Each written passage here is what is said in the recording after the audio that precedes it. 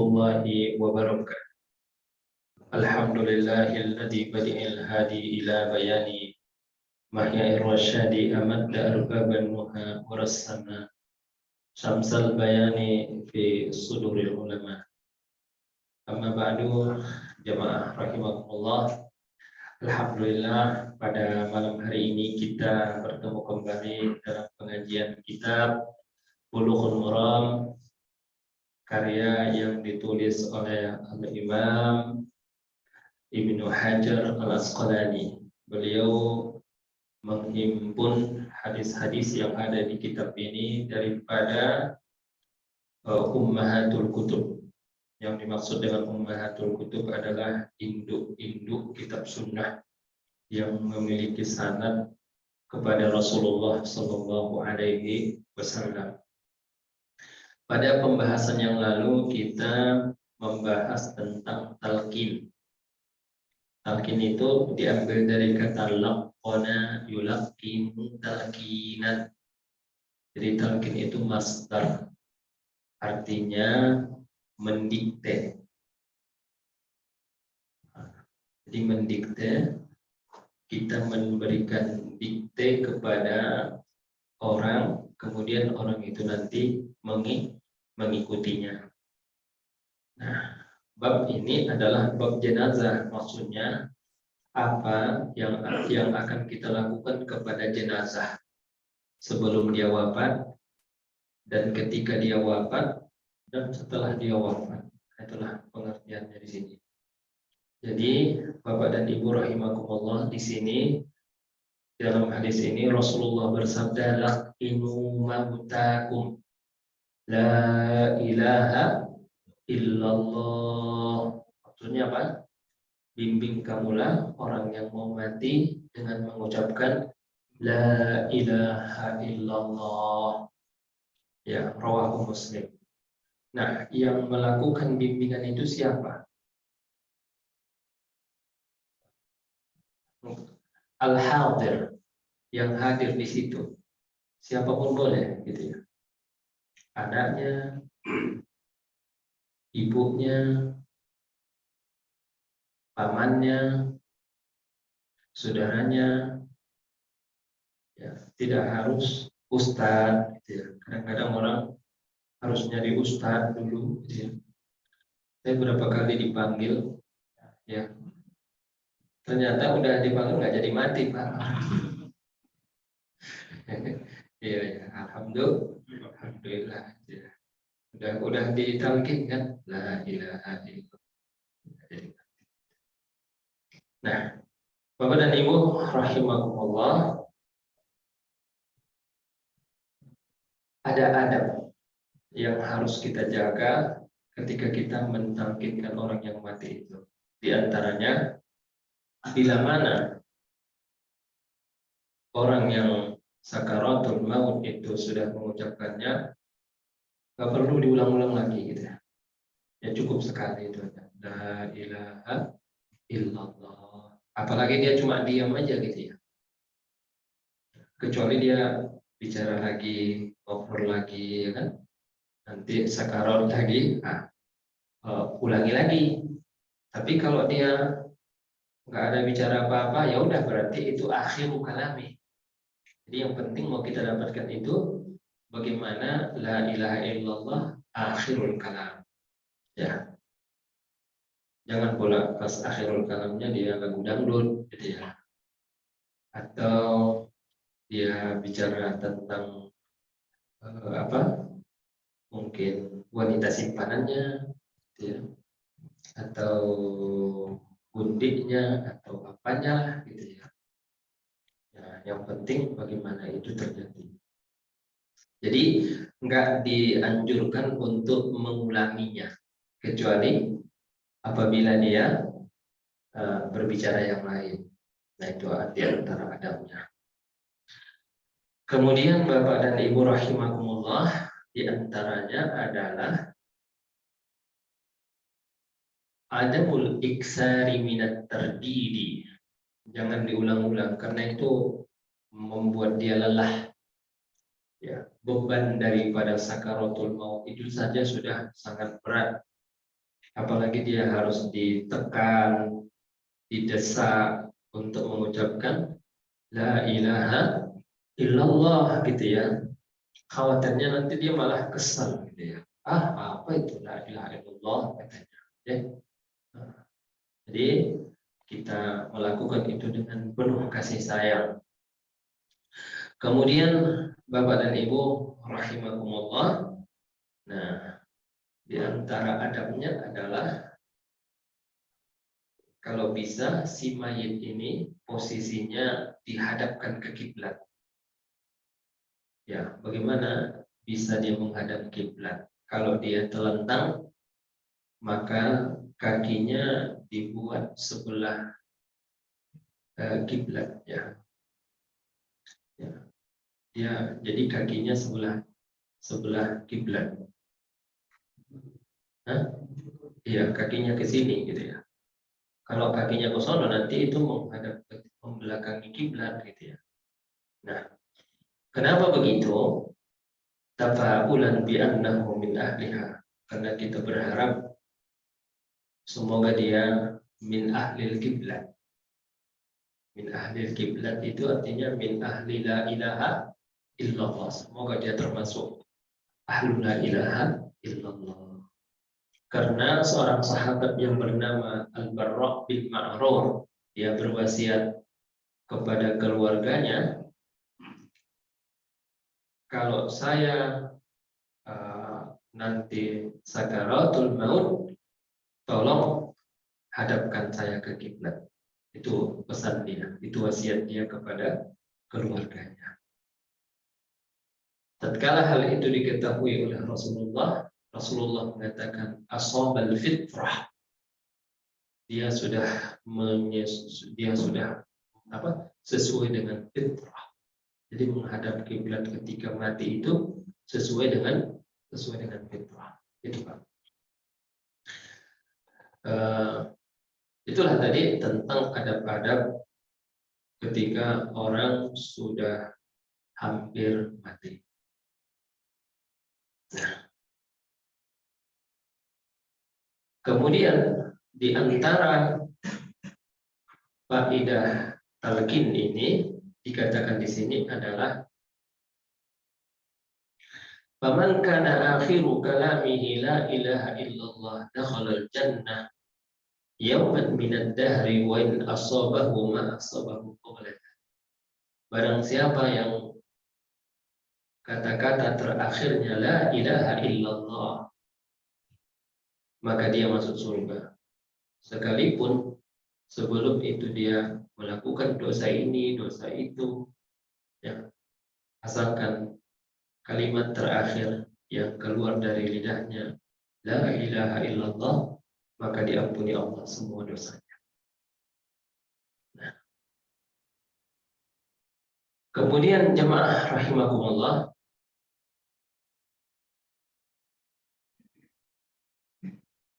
talqin itu hukumnya wajib atau sunnah? Jadi hukumnya wajib, sunnah, nggak wajib ya. Nggak harus orang yang mati itu ditalqinkan, ya, tapi hukumnya sunnah. Wa karihal ulama'u al-iksar, dan ulama memakruhkan kalau itu dilakukan berlebihan.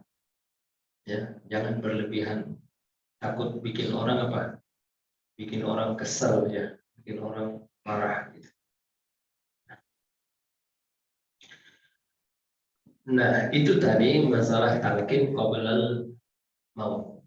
Talqin sebelum mati. Itu sepakat ulama, Pak. Ya, ulama manapun sepakat bahwa hukumnya sunnah. Tapi bagaimana dengan talqin setelah dia dikubur?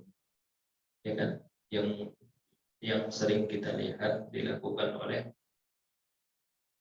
kalau saya bilang mayoritas umat Islam di Indonesia melakukan itu. Nah, mari kita lihat dengan jernih dulu permasalahan ini. Darul Ibtah mengatakan bahwa mentalqinkan orang yang sudah mati, sudah ditanam, hukumnya adalah sunnah nabawiyah. Dalil yang dikemukakannya adalah amarona Rasulullah sallallahu alaihi wasallam faqala idza mata ahadun min ikhwanikum fasawwaitu turaba ala qabrih falyakum ahadukum ala ra'si qabrih thumma liyaqul ya fulan ibna fulan fa innahu yaqulu arsyidna rahimakallah walakin la tash'urun. Apabila mati salah seorang daripada saudara kamu dan sudah kamu ratakan kuburannya dengan tanah, maka hendaklah berdiri salah seorang dari kamu di sebelah kepalanya. Kemudian dia membaca ya fulan bin fulan. Fa innahu yaqulu, maka jenazah yang ada di kubur itu berkata, arsyidna rahimakallah walakin la tash'urun. Bimbing kami, katanya. Tapi kalian tidak sadar, tidak kalian dengar ucapannya, tidak kalian lihat bagaimana dia mengucapkan. Falyaqul, maka ucapkanlah, udhkur ma kharasta alaihi minad dunya syahadata an la ilaha illallah wa anna muhammadar rasulullah. Ingatlah ya, bagaimana engkau keluar dari dunia dengan syahadat la ilaha illallah muhammadun rasulullah wa annaka radita billahi rabba, dan engkau ridha Allah sebagai Tuhanmu, wabil islami dina, dan Islam sebagai agamamu, wabi Muhammadin nabiyya, dan Nabi Muhammad sebagai nabimu, wabil Qur'ani imama, dan Quran sebagai imam.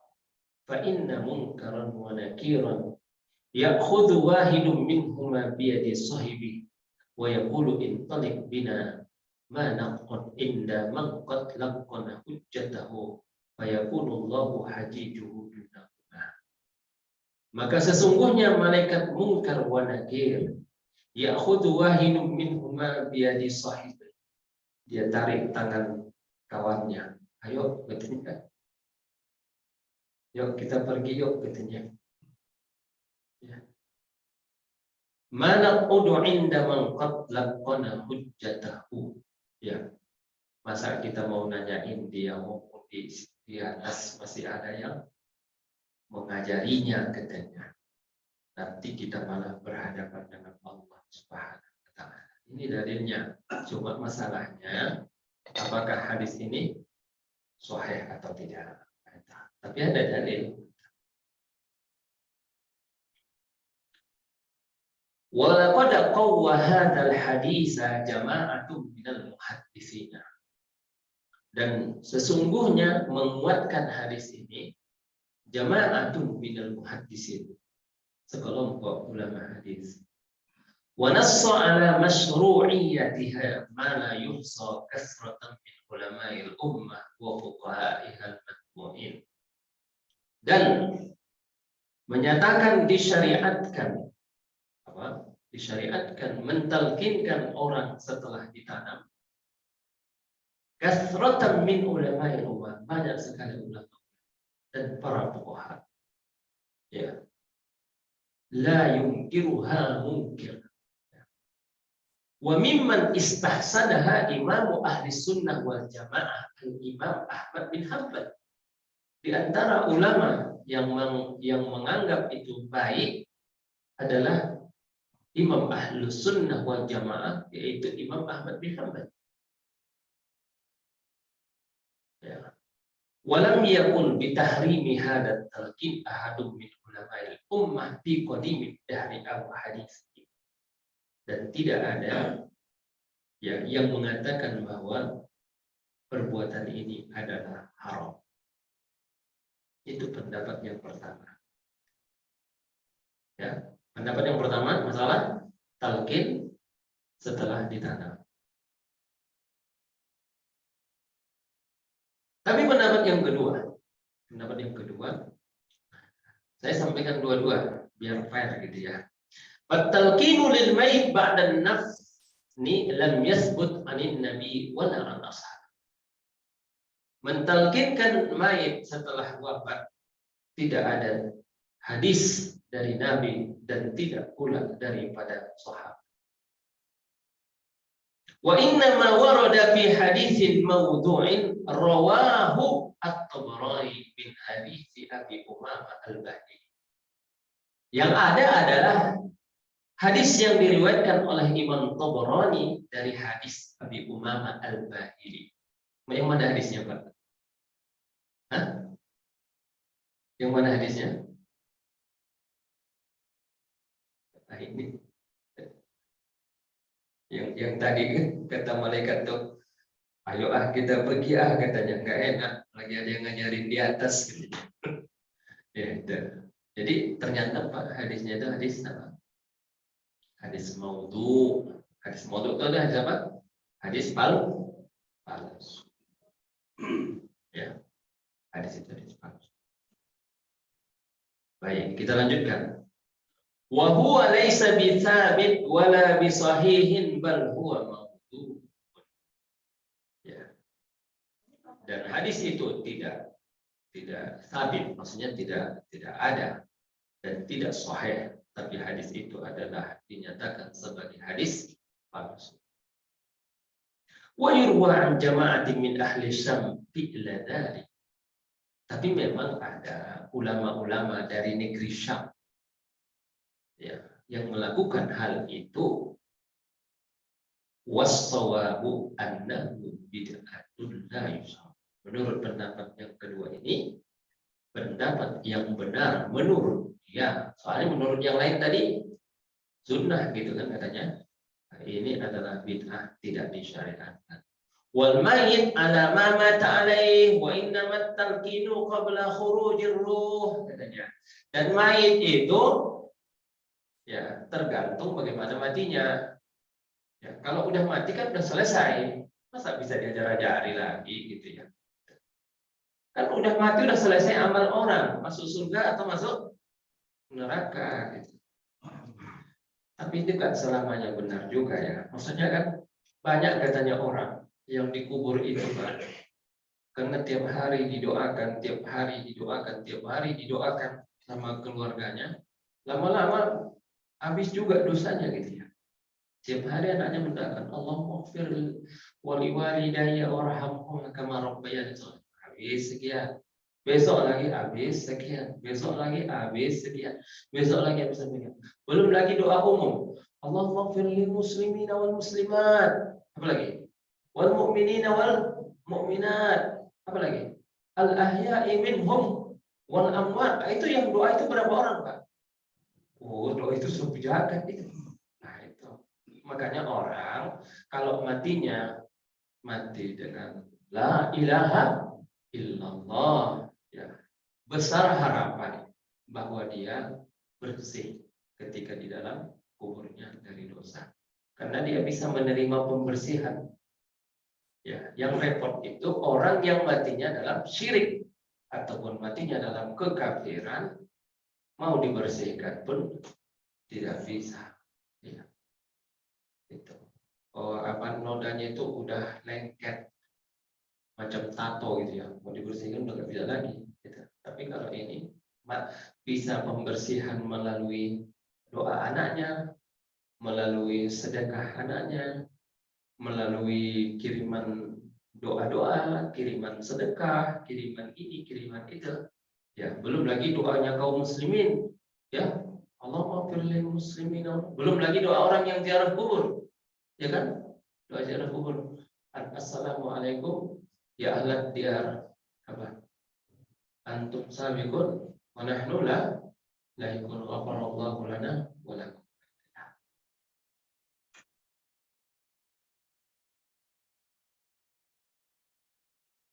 Nah, itulah Bapak dan Ibu rahimakumullah ya, tentang bagaimana tadi masalah talqin setelah wafat. Nah, jadi kalau saya mengatakan tidak perlu diingkari kalau ada orang yang mau mentalkinkan di kubur.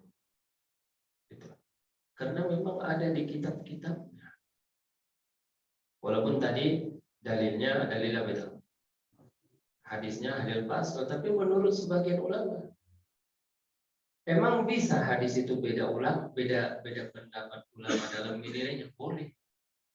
Biasa itu. Sebagian ulama mengatakan hadisnya sahih, sebagian lagi mengatakan tidak sahih. Ada yang begitu. Itulah salah satu penyebab terjadinya khilaf. Jadi yang ada tarjih. Nah, yang ada tarjih, ar-rajih indaha ulaha.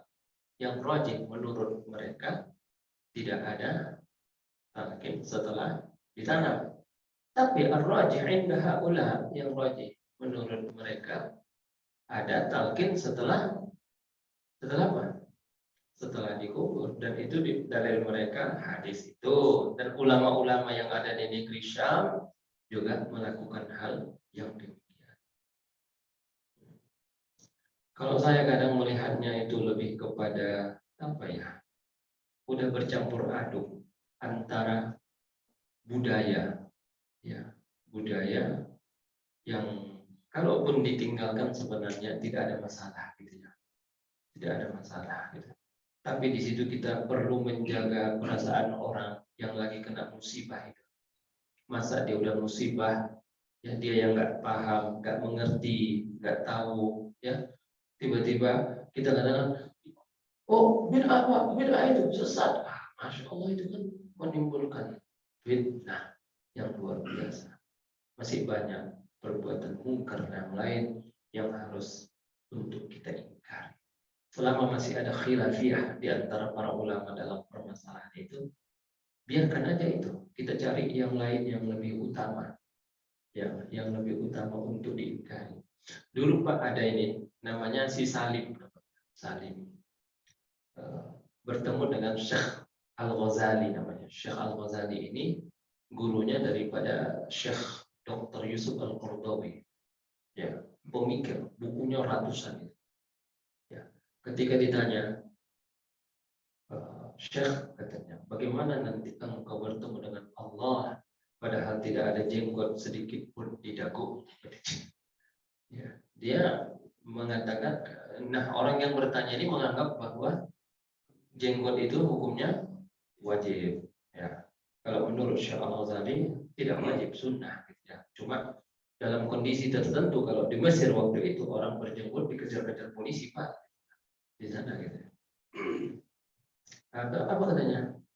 Ya akhi, katanya, saya kalau bertemu dengan Allah itu bukan dengan jenggot, katanya, tapi bertemu dengan Allah biqalbin salim, illa man atallaha biqalbin salim. Saya datang kepada Allah dengan hati yang salim. Wahai Salim, jadi kau paham, wahai Salim. Kebetulan yang bertanya itu namanya si Salim, gitu. Namanya si Salim, tapi pemahamannya tidak salim. Jadi Bapak dan Ibu, dalam agama ini ada prioritasnya. Ada prioritas. Ya, kan dulu pernah ada orang bertanya sama Syekh Al-Ghazali, Syekh, katanya, itu kita kalau pakai jam tangan taruh di kanan atau di kiri ya? Katanya. Gimana coba? Apa kata beliau? Ya, kata beliau apa? Engkau ciptakan jam tangan, katanya. Bikin itu jam tangan, setelah itu mau kau taruh di kaki pun gak ada masalah.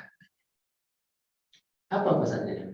Ya, engkau tuh bagaimana berpikir supaya bangsamu ini maju, ya, supaya umatmu ini maju, jangan menjadi bangsa konsumen, tapilah jadi bangsa produsen. Itulah jauh lebih penting daripada memikirkan pakai jam di tangan atau di kiri, gitu ya. Nah, lagi kata Syekh Al-Ghazali ini ngasih ceramah Pak di hadapan pejuang yang akan berjihad ke Palestina, di hadapan tentara Mesir, gitu ya. Nah, namanya tentara ini ada Muslim, ada non Muslim. Tiba-tiba non Muslim bertanya, Syekh, katanya, kalau saya nanti mati dalam peperangan ini, apa saya masuk surga? Kira-kira gimana jawabnya Pak? Yang bertanya Kristen, Kristen Koptik itu. Syekh, kalau saya mati, saya masuk surga apa enggak? Apa kata beliau? Sebaiknya Anda tanyakan itu sama Bapak Pendeta. Jangan tanyakan sama saya, katanya. Tanyakan sama Bapak Pendeta. Lah kalau dia bilang enggak masuk surga, habis enggak jadi perang. Ya kan? Nah, itulah. Makanya itu kadang kita cerdas. Ada namanya tekun dakwah. Pikir dalam berdakwah. Nah, Bapak dan Ibu rahimakumullah. Dalam hadis berikut ini, wa an Ma'qil bin Yasar radhiyallahu anhu anna Nabiy sallallahu alaihi wasallam qala iqra'u ala mautakum Yasin. Rawahu Abu Dawud wa Nasa'i wa sahahu Ibnu Hibban. Bacakanlah kepada orang yang hampir mati. Bukan orang yang sudah mati, Pak. Orang yang mau mati. Bahasanya itu orang yang lagi sakaratul maut. Jadi bacakan Yasin. Yasin wal Qur'anil Hakim innaka laminal mursalin ala siratim mustaqim. Nah, kenapa yang disunnahkan membaca surat Yasin? Ya, disunnahkan membaca surat Yasin itu karena di dalam surat Yasin itu isinya, kontennya adalah tentang al-ba'tsu ba'dal maut, tentang kehidupan setelah mati. Awalam yaral insanu anna khalaqnahu min nutfah fa idza huwa khasimun mubin. Bukankah telah kami, ya, tidakkah manusia itu melihat bahwa kami menciptakan dia daripada setetes sperma. Fa'idha huwa khasimun mubin. Maka setelah besar dia menjadi memusuhi Allah. Ini dalil, Pak. Ya, dalil apa? Dalil apa? Akan dihidupkan kita setelah mati. Pendalilannya gimana gitu? Coba bayangkan, setetes sperma kemudian berubah menjadi manusia. Nah, itu tulang belulang yang sudah hancur, apa susahnya bagi Allah dirubahnya jadi manusia? Sperma bisa dirubah jadi manusia. Tulang-tulangnya yang sudah jadi tanah dirubah Allah lagi jadi manusia. Susah nggak? Nggak susah. Nah, kalau ada lagi, wa daraba lana mathalan wa nasiya khalqah qala man yuhyil 'izama wa hiya ramim qul yuhyiha alladhi ansha'aha awwala marrah. Itu juga dalil. Jadi isi daripada surat Yasin itu apalagi dia paham, mengerti, tahu tafsir, ya, maka akan mengingatkan dia tentang hari akhir. Ya. Itu dia akan memperbaiki dirinya, dia akan berharap kepada Allah Subhanahu wa Ta'ala. Yang kedua, ternyata kata para ulama, membaca surat Yasin itu meringankan kematian. Kan ada orang nggak mau mati-mati, Pak. Bukan, susah banget matinya, ya. Tapi kelihatan dia sangat tersiksa. Nah, makanya untuk meringankan beban daripada sakaratul maut itu disunnahkan membaca surat Yasin. Di sini katanya haddatsanil masyakhah annahum hadaru Ghudaifa bin al-Haris at-Tamali sahabi menceritakan kepadaku para masyayikh bahwasanya mereka hadir pada saat Ghudayf ibn al-Haris at-Tamali sahabat Nabi hampir meninggal dunia ketika dia sedang sakarat. Siapa namanya? Ghudayf bin Haris. Ini sahabat Nabi. Lalu ketika itu dia bilang begini, ketika dia mau mati, hal minkum ahadun yaqra Yasin. Adakah di antara kalian yang hadir ini tolong dulu bacakan Yasin sama saya, gitu. Jadi minta Pak gitu ya. Siapa tahu kita udah sakaratul maut itu minta, tolong bacakan Yasin buat saya. Falamma balagha arba'ina minha ubidha. Tatkala sudah sampai ayat ke-40, sekitar 40 ayat, ubidha, langsung meninggal dunia. Qala fakana al-masyaghatu yaqulun, maka para masyayikh yang hadir di tempat itu melalui tajribah ini ataupun eksperimen ini, mereka mengatakan idza quri'at indal mayt khuffifa anhu. Apabila dibacakan di sisi mayit, maka memudahkan untuk menghadapi sakaratul maut. Nah, itu di antara hikmahnya. Tapi memang kita berangkat bukan dari hikmah, tapi kita berangkat dari hadis. Walaupun hadis tadi ya ada yang mensahihkan, tapi sebagian ulama mengatakan hadis itu dhaif. Tapi Syekh bin Baz pun katanya walaupun hadis itu dhaif, tapi setidaknya kata dia itu dengan membaca Yasin orang bisa mentadabburi isi dan kandungan daripada surat Yasin. Ya Pak. Nah itu dia kalau udah wafat. Ini tadi cerita sebelum wafat. Di sini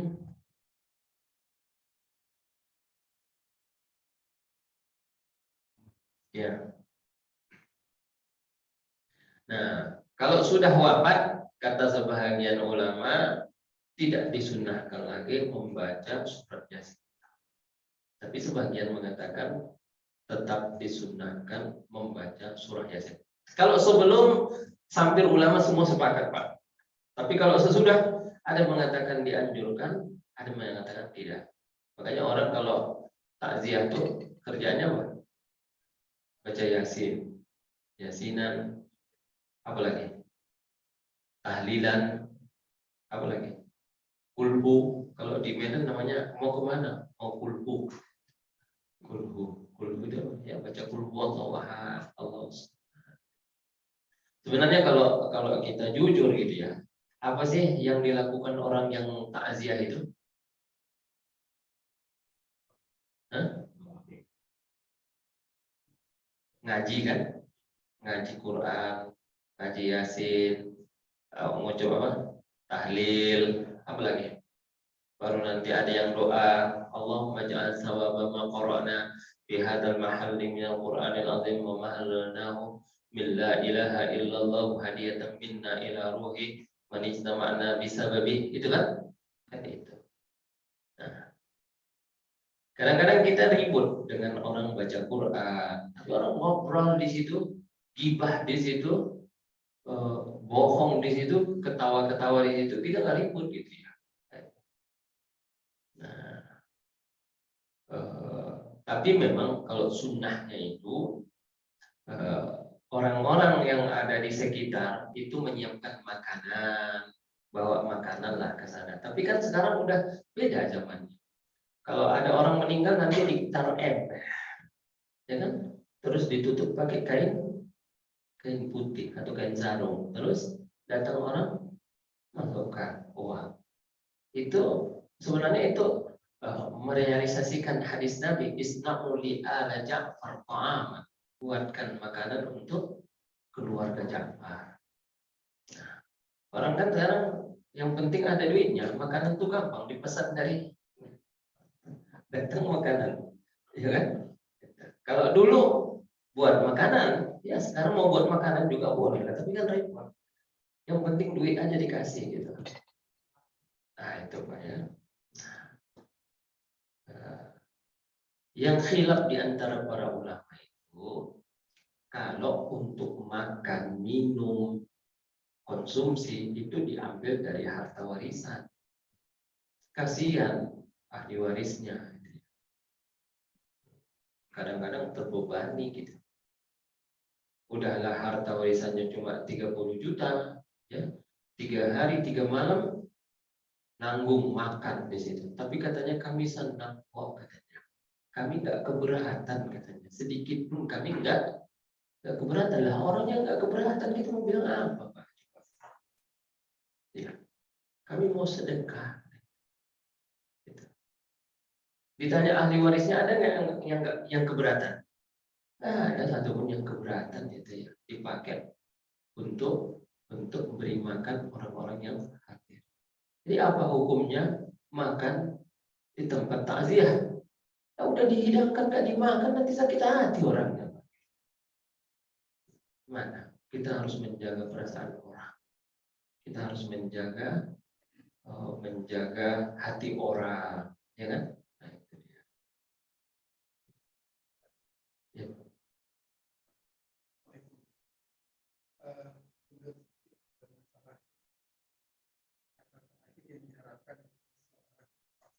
Ya.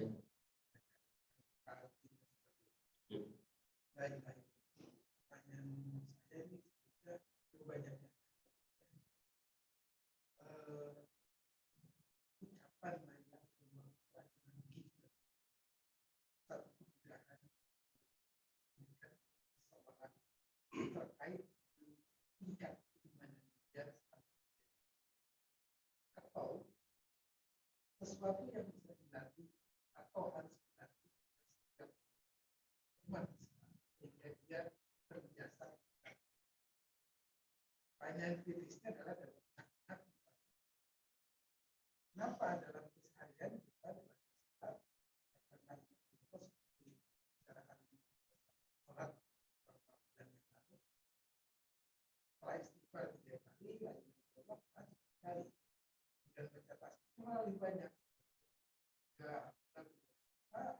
Lain-lain sekali pertanyaan. Ya. Jadi sebenarnya la ilaha illallah itu yang paling dominan itu adalah manhajul hayah.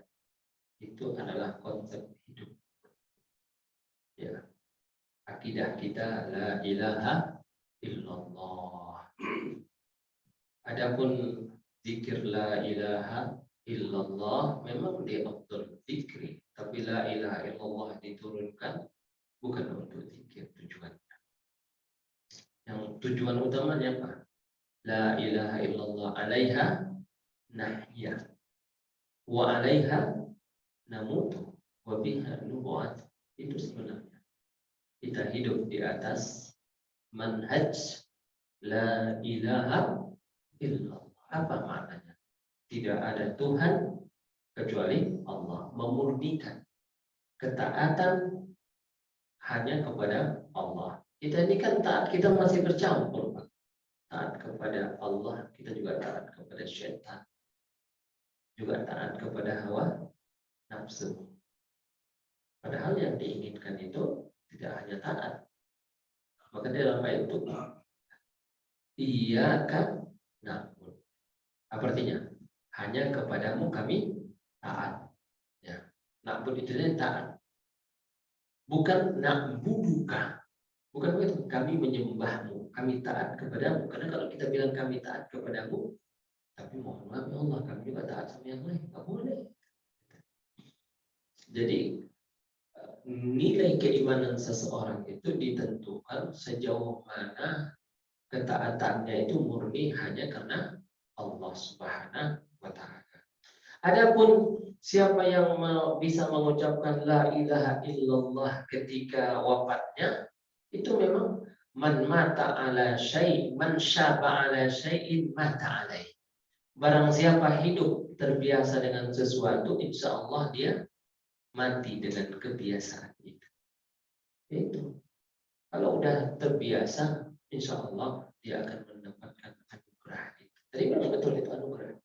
Tapi boleh jadi anugerah itu karena upayanya itu, tapi boleh jadi karena hadir di situ seorang ulama besar, seorang waliun min auliyaillah, seorang kiai, seorang syekh diundang, ya kehadirannya di situ membawa rahmat, membawa kebaikan, ya membawa keberkahan, itu bisa saja, itu ya diberikan Allah kemudahan itu untuk mengucapkan la ilaha illallah. Nah itu Bapak dan Ibu rahim. Apa lagi? Nah, ya. Waalaikumsalam. Sebetulnya hukumnya bagaimana Pak? Kita dari jauh membacakan Yasin untuk almarhum. Dari jauh. Ya, kita dari rumah. Iya. Bacakan Yasin untuk almarhum. Iya. Maksudnya apa sampai pahalanya? Itu Pak. Ya. Oh iya, sampai pahalanya Pak. Ya, karena kata orang itu apa? Itu pasti sampai pahalanya katanya. Kalau nggak percaya cek aja ke sana.